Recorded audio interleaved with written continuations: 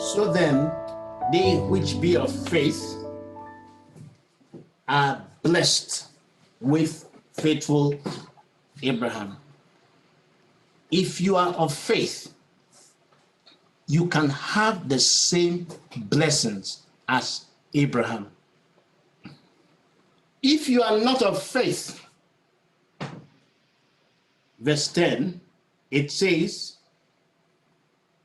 for as many as are of the works of the law are under the curse. Let me explain what that means. To be of the works of the law, it means somebody who trusts so much in his self-efforts, in his ability. Do you understand what I mean? When you are relying a lot on your own efforts, your own strength, your own ability, and you are working by that, you are depending on that. Yes, you will get on to some extent, but you also get to a point where you discover that your efforts, your strength, your flesh will fail you, will not be able to carry you to the point or to the level that you desire in your heart. So it's saying, listen carefully, if you are of faith, you can have the blessings of Abraham. If you are of works, in other words, you are performance driven, you are performance oriented, you are reliant on the flesh, you are more confident in your ability, consciously, unconsciously, then it says you are going to find yourself operating under the curse. And what is the curse? The curse is sweat, struggle, stress, sickness. Sweat, struggle, stress, and sickness. But the person, look at what the Bible says, the person who is of faith, the Bible says that Jesus Christ has redeemed you from the curse of the law so that you can exist as a son of God. And it says, if you are a son of God, please listen to me very carefully. I'm speaking this in, I'm not telling you theory. I'm not speaking to you hypothetically. I'm speaking to you truth, not just truth. I'm also speaking to you the truth I have experienced. So listen carefully. If you are existing just naturally in this world, you are going to function and operate under the curse. The world is cursed. Bible talks about the elements of this world. It says anybody who is not of faith is going to be enslaved by the elements of this world. What are the elements of this world? The elements of this world will subject you to stress, will subject you to toiling, will subject you to sweat, will subject you to stress, and will subject you to eventual sickness. But it says in Galatians 4, when you have your free time, read it. It says, in due time, God sent his son at the fullness of time, who was born of a woman, who came to redeem us from the law. All those who were under the law, to redeem them and to give them what the Bible calls adoption of sons, in order to give them the spirit of sonship, so that as a son, you can become an heir. And once you're an heir, it means that you prosper by inheritance. It means that you are operating from the place of rest. You are depending on the finished work. You are leveraging on the accomplished, perfect, finished work of redemption, whereby all things have been done for you. Is this making sense? Now it says in 1 Peter chapter 3, verse 9. Look at what it says. not rendering evil for evil or railing for railing, but contrariwise, blessing. In other words, anything you have to give in this world is blessing. Don't curse anybody. Don't reward evil for evil or antagonism for antagonism. No, it says reward with blessing. Why? First Peter chapter 3 verse 9, it says, why?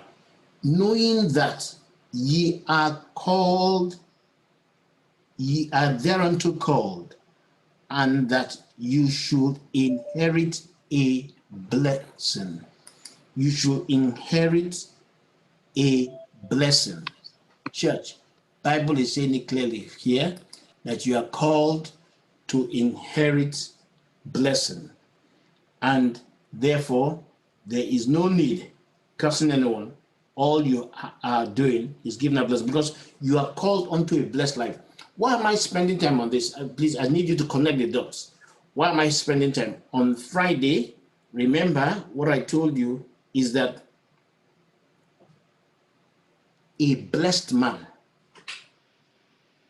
is somebody who is redeemed from the sweat and the struggle of the curse. How? I tell you why. He says the blessings of the Lord, they make rich and add no sorrow. That word add no sorrow means adds no stress, and without sweat, without struggle, without toil. The blessings of the Lord makes rich without the necessity for toiling or for sweat or for struggle or for stress. So, what are we trying to say here?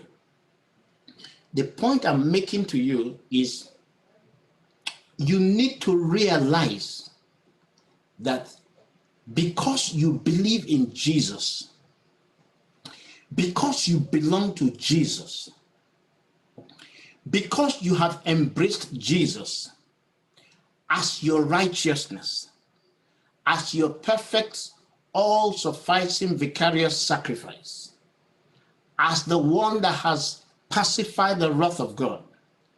You believe that Jesus was made your sin offering, that you might become the righteousness of God. Because of this, you have become the seed of Abraham. And if you become the seed of Abraham, then the blessings of Abraham are yours. So live with that consciousness, and you will be amazed at the impact of the blessedness that God has conferred upon you. I repeat, we as believers, we prosper because we are blessed. We succeed because we are blessed. Don't put it the other way around. Don't say, oh, because I'm successful, therefore I'm blessed. No. Don't say because I have hundreds of thousands of pounds, therefore I'm blessed. No. Don't say because I have a successful family and married, therefore I'm blessed. No, no, no, no. It is because you are blessed. That's why you will be prosperous. That's why your marriage will succeed. That's why your family will be kept together. It's the blessedness upon you that affects every aspect of your living. And it's telling you that because you have accepted Christ, that blessing that God promised Abraham in Genesis 12, in Genesis 15, Genesis 17, it's also yours. And let me just show you,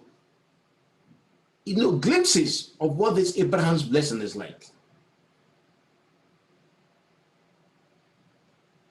Genesis 24, verse 1. Look at what it says. Genesis 24, verse 1. Obviously, Genesis 12 says, God says, I will bless you and make you a blessing. And whosoever blesses you shall be blessed. Whosoever curses you shall be cursed. That's the blessing that God gave to Abraham. So now, that's in Genesis 12. Now, Move to Genesis 24, and you begin to see the impact of the blessings that God blessed Abraham with.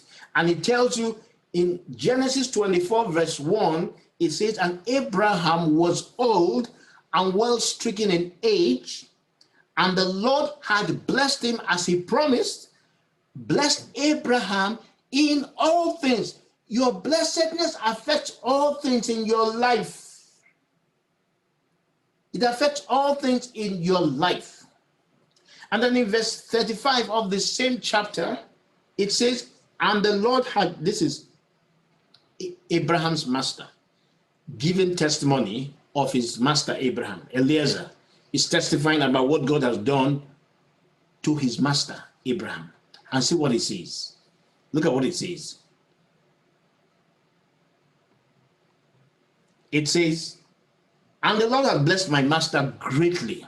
Listen, Abraham's blessing is a great blessing. Please write down number 1. And he has become great. Abraham's blessings will make you great. Number 2. And he had given him flocks, herds, silver, gold, men servants, maid servants, camels, and asses. You know what it means? Men servants and maid servants. It means ultimately the blessing of God will make you an employer. You will cease to be an employee. Hear me, I'm telling you. If you key into what I'm saying, you will cease to be an employee, you will become an employer, and you will have employees working for you. Ultimately, he says he's giving him flocks and herds, silver and gold. The blessings of Abraham will make you materially prosperous, will make you financially prosperous. He says asses and camels, that's their mode of transportation. Today, we don't have camels and asses. What we have today are cars, aeroplanes. God will bless, the blessings of Abraham will guarantee you, limitless amount of mobility, cars, planes, whatever it is. The blessings of God has the ability to provide these for you. Now remember, Abraham had a son, Isaac, and God said, it's not just you that is blessed, but your seed. Abraham's seed was Isaac. Let's see how this blessing transferred to him, because you are also a seed.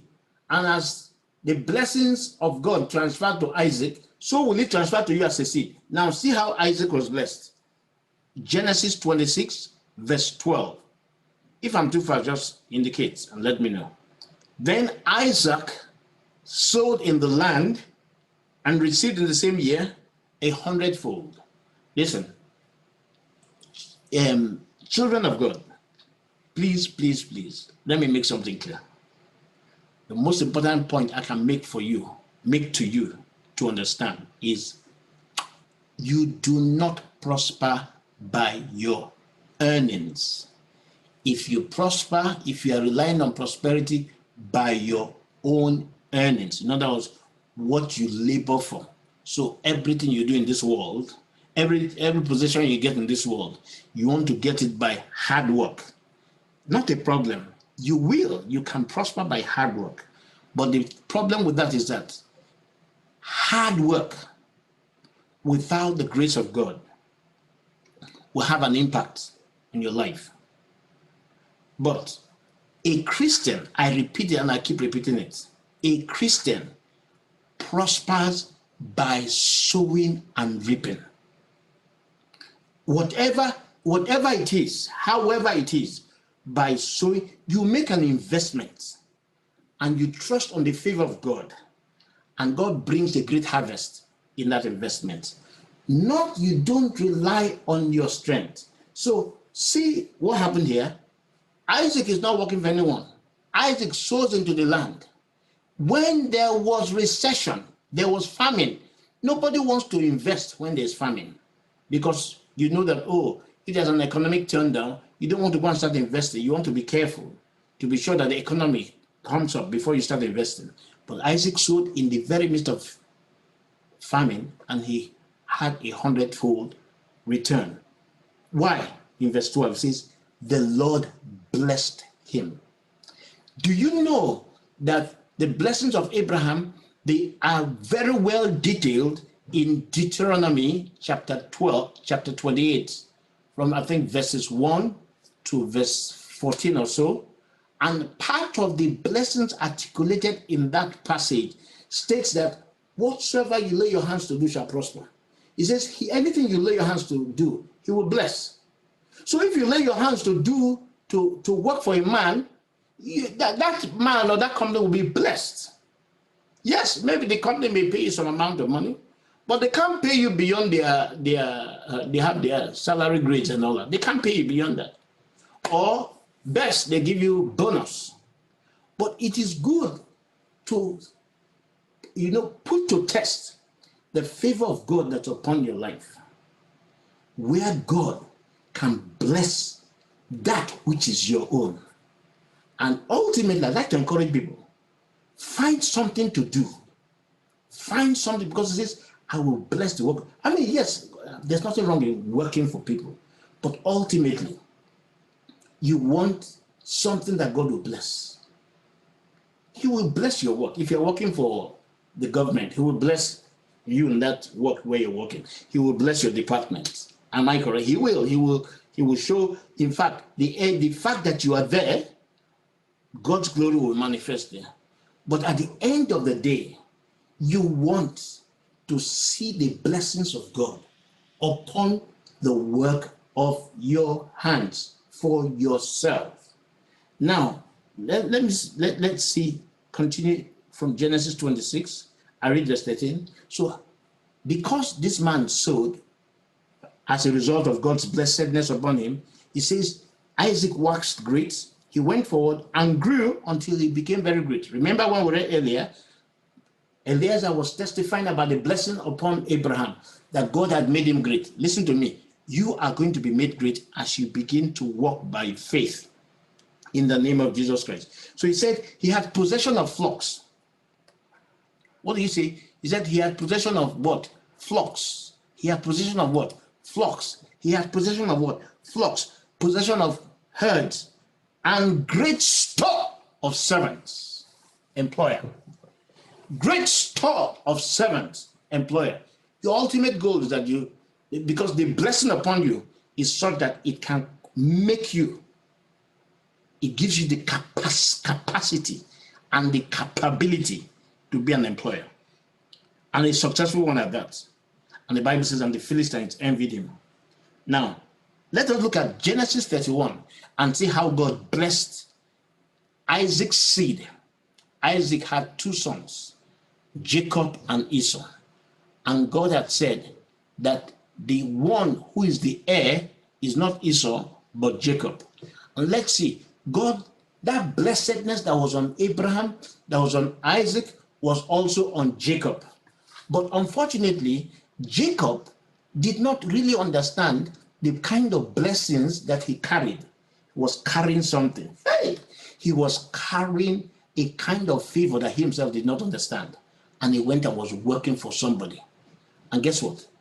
He was enslaved, not for 7 years because he wanted a wife, which he didn't get. Had to continue his enslavement for another 7 years. That's a total of 14 years. And even after that, his taskmaster asked him to continue to work for him, to look after his cattle and his flocks, and he worked another 6 years. And at the end of the 6 years, end of 20 years, he had nothing to show. So look at his complaint in Genesis 31, verse 7.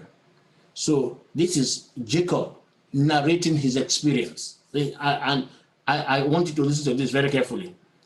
Genesis 31, verse 7. Jacob is speaking now, and he's talking to his wives about his pathetic experience. He says, your father had deceived me, changed my wages 10 times. But God suffered him not to hurt me. If he said thus, Listen carefully, please, please. I want you to listen. There is something very powerful that I'm about to read now. This is Genesis 31, verse 8.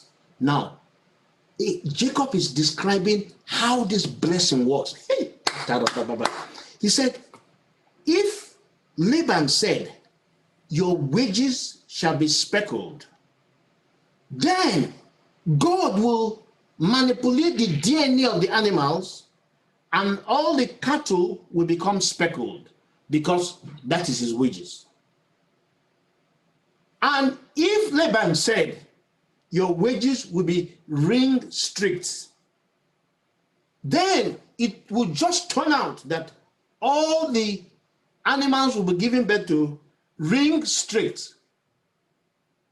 Wait. Is this not rigging from heaven? Manipulation from heaven? Why? It is because of the blessedness that was upon Jacob. But Jacob could not have discovered this blessedness if he did not wriggle out of the curse of the law.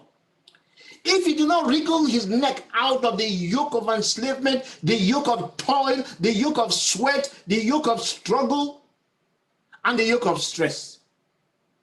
It is at the point when he told his master, hey, listen, I'm off, I'm out of here, that the master now renegotiated. So what do you want? And then Jacob said, I don't want salary. What I want is commission, bonus. Hey! Right now, he's putting to work the blessedness, the covenant of blessing, of which is a legitimate partaker. To tell you, church, this thing is not a figment of our imagination. It's a stark reality. So now he makes a negotiation with Laban. Laban, you know what? All the spotted animals, all the speckled animals, all the ring-streaked animals, carry them away, 3 days journey away. Leave only the plain animals here. Anything that becomes speckled will be mine. How is that possible? How can a black cat, purely black, mixed with a black, produce a white cat? It's the possibility is so low. But that's exactly when you see, when you say it is impossible, the God of impossibilities can cause water to come out of rock. The God of impossibilities can make you prosper even in the deserts. The God of impossibilities can make you succeed where others have failed. Why?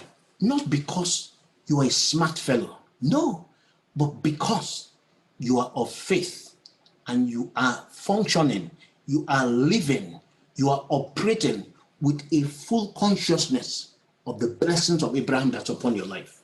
Just go to work. Just go to work and you see it work on your behalf. Is this making sense, church? So he's telling Laban, anything that is speckled, let it be mine. Leave the plain ones. Guess what was happening? God started re-engineering. They call it genetic engineering. That was the first instance of genetic engineering, where God started re-engineering the genes of those animals to produce exactly what he wanted for his covenant child. That's how Jacob prospered. But if it was, oh, let me work for you, you give me 40 pounds. Oh, let me work for you, you give me 30 pounds. You have already put a great limitation upon the blessedness that's in your life. Is that making sense? Now look at what Jacob said in verse 42, the same chapter 31, verse 42. Then he said, except the God of my father, the God of my father, he knows that the God of Abraham and the fear of Isaac had been with me. Surely you, this Laban, you will have sent me empty-handed. You will have sent me away empty. And that's what's happening to many people today. Many people are involved in that which will not bring about the blessedness or the inheritance that God has promised them. So you work 10 years, you work 20 years, before you know where you are, 60 years old, you're 65, you're 70, nothing to show. You have been toiling and laboring, nothing to show. Yes, you have a roof over your head, but at the end of the day, you've just sweated. He said, if not for the God of Abraham, tonight I declare to you, but for the God of Abraham, you will not be left. You will not be sent away empty. You will not be empty. He says, God saw my affliction. God saw the labor of my hand, and God rebuked you, labor. That's verse 42.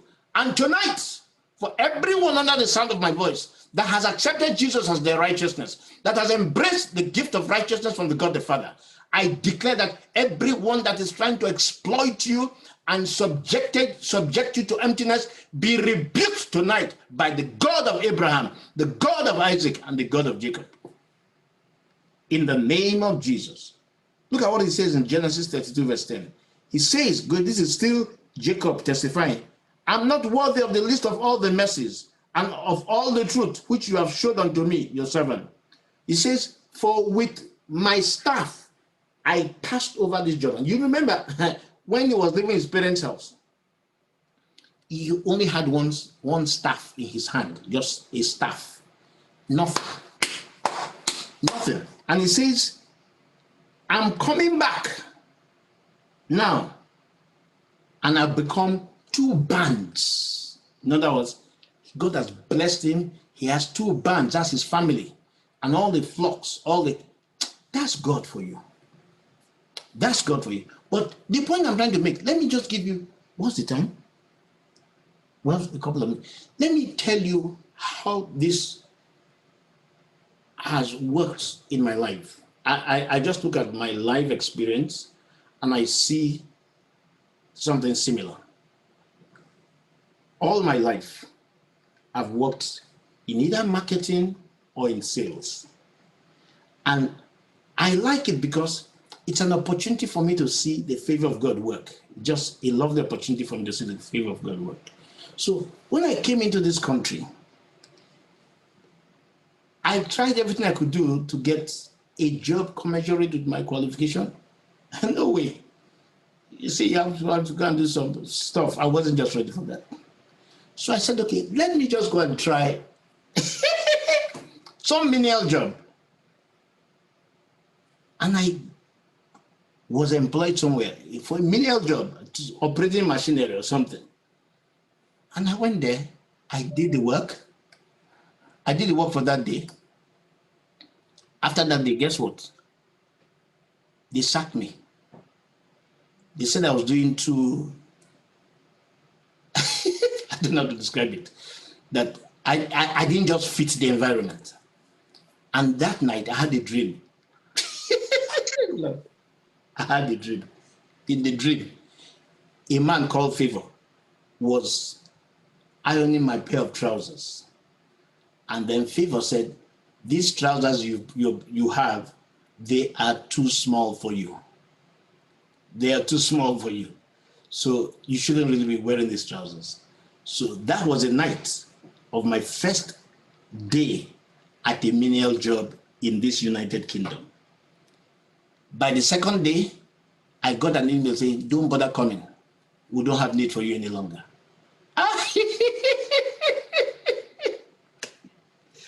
So as God will have it, I got employed in a communications, Caldwell Communications, which was better, much better. I mean, it was much better than that.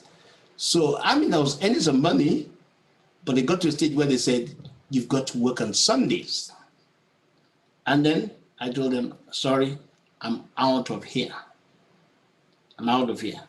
No, just follow my story. So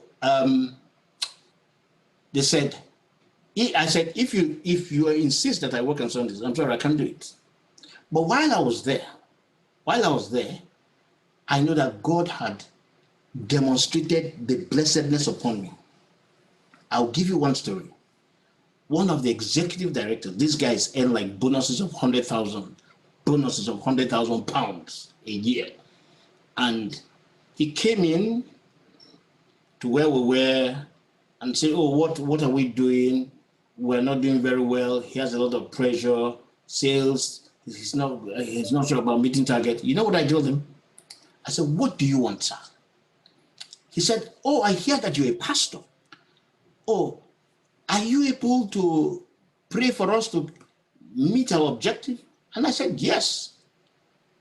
I am not praying. I am just declaring that you will meet the objective.